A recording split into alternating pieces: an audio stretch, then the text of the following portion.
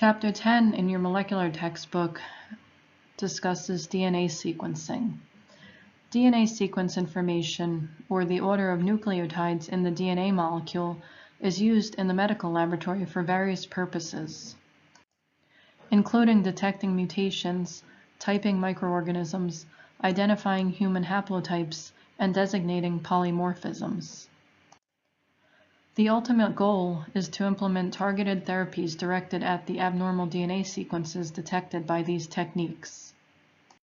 The objectives we'll cover in this chapter are comparing and contrasting the chemical and chain termination sequencing methods, listing the components and molecular reactions that occur in chain termination sequencing, discussing the advantage of diprimer and di-terminator sequencing, deriving a text DNA sequence from raw sequencing data, and describing examples of alternative sequencing methods such as bisulfate sequencing and pyrosequencing.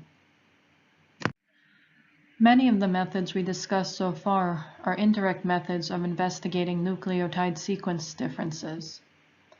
They are aimed at identifying nucleotide changes, but without knowing the nucleotide sequence of the targeted areas, results from many of these methods would be difficult to interpret, and some would not be useful at all. Direct determination of the nucleotide sequence, or DNA sequencing, is the most definitive molecular method to identify genetic lesions. Sequencing methods include those such as the Maxam-Gilbert chemical sequencing, the Sanger chain termination sequencing, pyrosequencing, array sequencing, and sequencing by ligation, also known as next-generation sequencing. And we'll be discussing some of these on the next slides. Two types of sequencing methods were concurrently developed in the 1970s, the Maxam-Gilbert sequencing and Sanger sequencing. Maxam-Gilbert sequencing requires double-stranded or single-stranded DNA target region to be sequenced with one end radioactively labeled. The labeled fragment, or the template, is aliquoted into 4 tubes. Chemical sequencing proceeds in 4 different reactions. Each aliquot is treated with a different chemical, with or without high salt. Upon addition of a strong reducing agent, such as 10% piperidine, the single-stranded DNA will break at specific nucleotides. After the reactions take place, the piperidine is evaporated and the contents of each tube are dried and resuspended in formamide for gel loading. They are then separated by size on a denaturing polyacrylamide gel. The denaturing conditions, which include formamide, urea, and heat, prevent the single-stranded DNA from hydrogen bonding with another or folding up so that they migrate through the gel strictly according to size.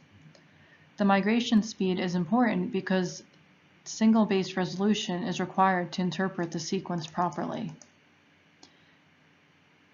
The gel is read from the bottom to the top in the 5' to 3' direction, with the size of the fragments giving the order of the nucleotides. The nucleotides are inferred from the lane in which each band appears. The smallest or the fastest migrating band represents the base closest to the labeled end of the fragment. Bands in the purine, G and A, or pyridine, C and T lane, are also called based on whether they are also present in the G or C only lanes. Although Maxam-Gilbert sequencing is a relatively efficient way to determine short runs of sequence data, the method is not practical for high throughput sequencing of long fragments. In addition, the hazardous chemicals, such as piperidine, are considerations when using this method. That's why this method has been replaced by deoxy chain termination sequencing, also called Sanger sequencing. Sanger sequencing is a modified DNA replication process in which a short, synthetic, single-stranded DNA fragment, complementary to sequences just 5' to the region of DNA to be sequenced, is used for priming. dideoxy sequencing reactions. For detection of the products of this sequencing reaction, the primer may be attached covalently at the 5' end to a labeled nucleotide, which may be a radioactive or fluorescent dye. The growing chains are terminated by dideoxynucleotides, as seen in this figure. The DDNTP lacks the hydroxyl group, or the OH group, on the 3' ribose carbon that's required for formation of phosphodiester bonds. Just as in the in vivo DNA replication reaction, an in vitro DNA synthesis reaction would result in polymerization of deoxynucleotides to make full-length copies of the DNA template. For sequencing, modified dideoxynucleotide DDNTP derivatives are added to the reaction mixture, which, as mentioned on the previous slide, is missing the 3' hydroxyl group needed for formation of the phosphodiester bond. DNA synthesis will stop upon incorporation of a DDNTP in the growing DNA chain, because without the hydroxyl group at the 3' sugar carbon, the 5' to 3' phosphodiester bond cannot be established to incorporate a subsequent nucleotide. For manual sequencing, a 1-to-1 mixture of template and primer is placed into 4 separate reaction tubes in sequencing buffer that contains the sequencing enzyme and ingredients necessary for the polymerase activity. Mixtures of all 4 DNTPs and one of the 4 DDNTPs are then added to each tube with a different DDNTP in each of the 4 tubes. The ratio of DDNTPs to DNTPs is critical for generation of a readable sequence.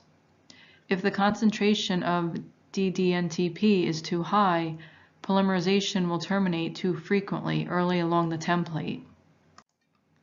And if too low, infrequent or no termination will occur. This figure depicts what was described on the previous slide. Components required for DNA synthesis include template, primer, enzyme, buffers, and DNTPs that are mixed with a different DDNTP in each of the 4 tubes. The resulting synthesis products are a series of fragments ending in either A, DDATP, C, DDCTP, G, DDGTP, or T, DDTTP. This collection of fragments is the sequencing ladder. So the next 2 slides just review the concepts discussed on the previous slides regarding chain termination or Sanger sequencing. So with addition of enzyme, DNA polymerase specifically, the primer is extended until a DDNTP is encountered. The chain will then end with the incorporation of the DDNTP. And with the proper DNTP to DDNTP ratio, the chain will terminate throughout the length of the template. All terminated chains then end in the DDNTP that was added to the reaction. Once the sets of synthesized fragments have been generated, they're subsequently loaded onto a denaturing polyacrylamide gel, similar to the Maxim Gilbert method, and then they can be resolved by electrophoresis. Fragments from each of the 4 tubes are placed in 4 separate gel lanes, and the pattern of the products is called the sequencing ladder, and that's read to deduce the DNA sequence. Similar to the Maxim Gilbert method, the smallest fragment is the fastest migrating one, and that's the one in which synthesis terminated closest to the primer. And also similar to the Maxim Gilbert method, Sanger sequencing gels are also read from the bottom to the top, or from the 5' to the 3' direction. The smallest fragment represents the first nucleotide attached to the primer by the polymerase, as was mentioned previously. Since that fragment is in lane A from the reaction that contained DDATP on the left, the sequence read begins with A. The next largest fragment is in lane G. And remember, we're reading from the bottom up, so this is the next largest fragment. The sequence then reads A, G. The next largest fragment is in lane C, making the sequence AGC, and so on and so forth up the gel. Larger bands on a sequencing gel can sometimes be compressed, limiting the length of sequence that can be read on a single gel run. And that can be seen on this gel on the right-hand side, where the areas are more difficult to read, as you can see all the gel bands become compressed. Chain termination sequencing can be automated when it's performed in a thermocycler, and this is known as cycle sequencing. It requires the use of a heat-stable DNA polymerase, so timed manual starting and stopping of the sequencing reactions are not necessary. Fluorescent dyes are used for sequencing that have distinct colors or peak wavelengths of fluorescence emission that can be distinguished by automated sequencers. The advantage of having 4 distinct colors is that all 4 can be read in the same lane of gel or on a capillary. In this case, fluorescent dye color rather than placement will assign the fragments ending in A, T, G, or C in the sequencing ladder. The fluorescent dyes used are multicyclic molecules that absorb and emit fluorescent light at specific wavelengths, and examples of such dyes are fluorescein or rhodamine derivatives. There are 2 approaches when using fluorescent dyes. There's dye primer and dye terminator, with the goal of both being to label the fragments synthesized during the sequencing reaction according to their terminal DDNTP.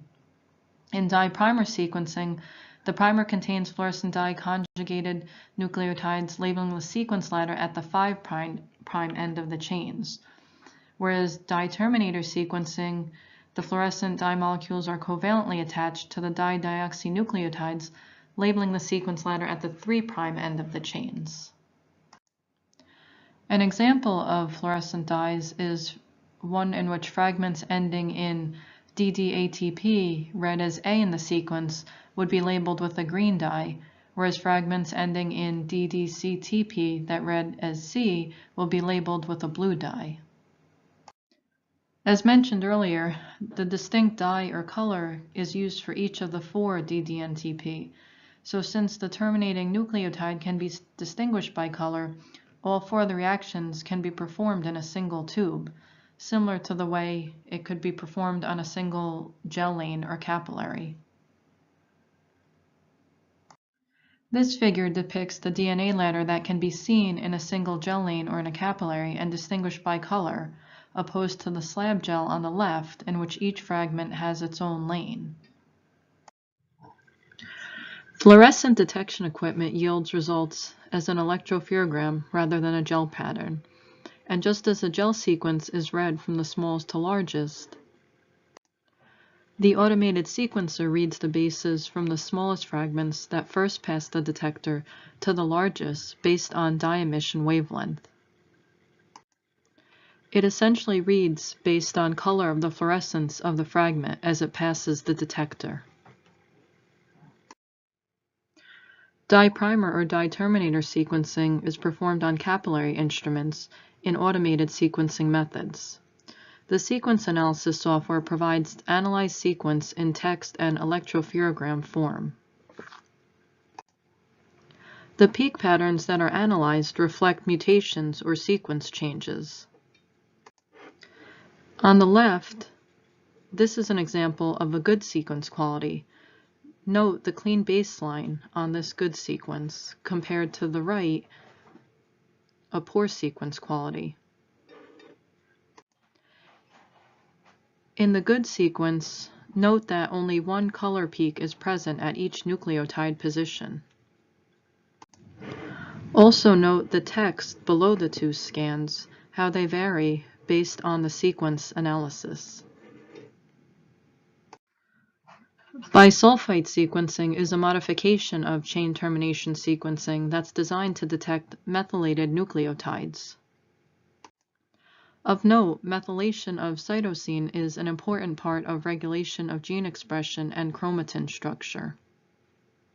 Methylated DNA is also involved in cell differentiation and is implicated in a number of diseases.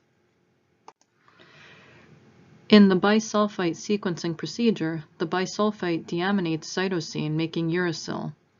The methylated cytosine is not changed by the bisulfite treatment. The bisulfite treated template is then the product that is sequenced.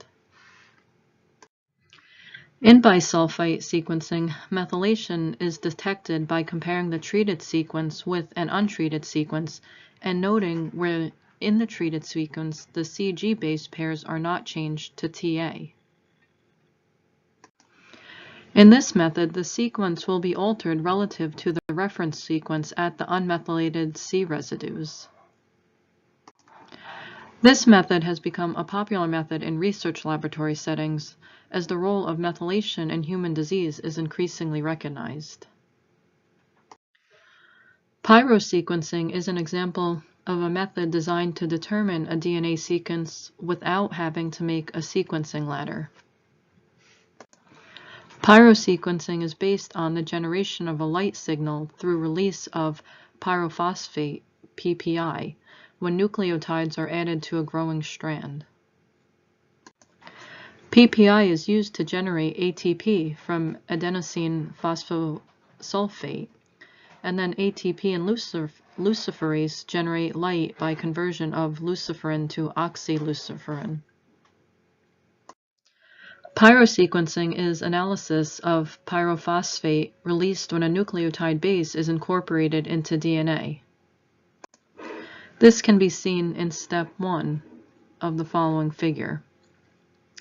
The released PPI is a cofactor for ATP generation from adenosine 5' phosphosulfate.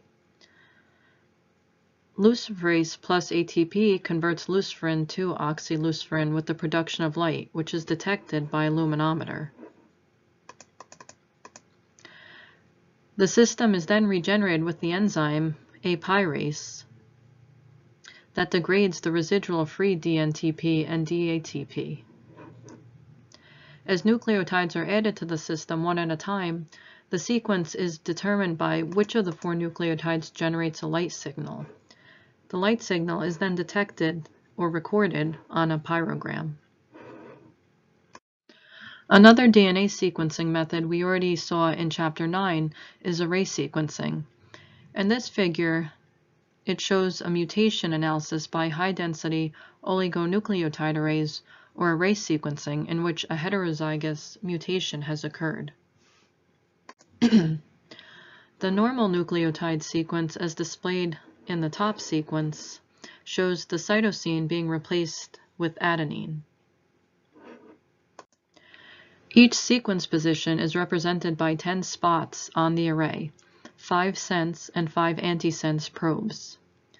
The sequence binds only to its exactly complementary probe.